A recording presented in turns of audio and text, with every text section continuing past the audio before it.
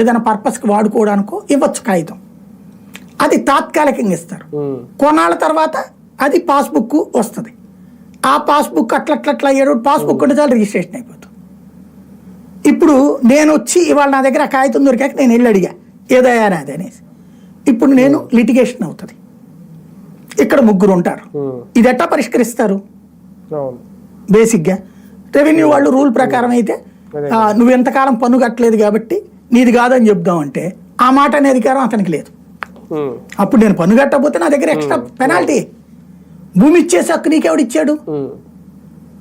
Same time ఇప్పుడు ఏమయ్యా మీకేదో అప్పుడు ఫ్రీగా ఇచ్చాము వాడుకోవడానికని ఇప్పుడు వదిలేయండి అంటే నువ్వు ఫ్రీగా ఇచ్చావో ఎట్ట తగలెట్టావు నాకేం తెలుసు, నువ్వు ఎవడికో ఇచ్చావు, వాడు ఇంకోటికి అమ్మాడు, నేను ఇవాళ కొనుక్కున్నాక నాన్ను కాదంటే ఎట్టగాని వీళ్ళు అంటారు. ఇది లిటిగేషనే కదా. ఇలాంటివే 100కి 90 జరిగేది లిటిగేషన్స్ అన్నీ కూడా. అవి పరిష్కరించాలంటే చిత్తశుద్ధి ఉండాలంతే. రాజకీయంగా వాడి మీద వీడి మీద తిట్టుకుంటూ కూర్చోవడం కాకుండా చిత్తశుద్ధితో చేయాలి.